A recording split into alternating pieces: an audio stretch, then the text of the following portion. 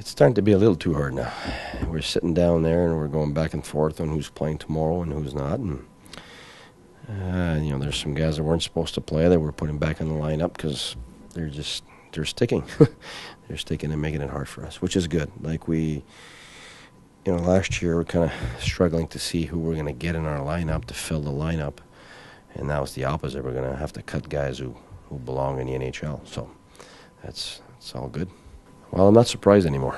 I think everything that we saw last year from the organization, whether it's from on the hockey side or administrative or marketing side, has made giant leaps. So we don't want to be surprised. If we're surprised because that we don't think we're going to be good. So I think right now we're expecting ourselves to get better at everything we can, and depth is something that was crucial, and it was probably our biggest weakness. If you look at starting last year, Steve's probably the first thing he told me when he met me is that we got to rebuild our whole depth, not just the American League, but on our own team, and young guys coming up. So to see that so many guys are fighting and they're on the bubble, it's really positive.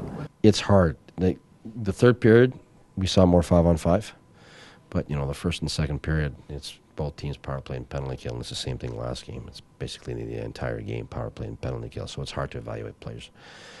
So for a coaching staff, from a coaching or organizational point of view, where you're trying to make decisions for players, obviously, but it's the start of the year for referees too, and they need to make a statement too. So everybody's trying to make a statement. So it's difficult.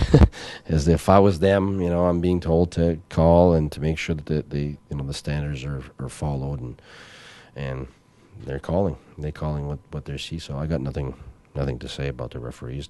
I think they're doing their job. It's just we need to adjust, and the other team needs to adjust. And it's been a whole summer of not playing, so guys are a little off in everything.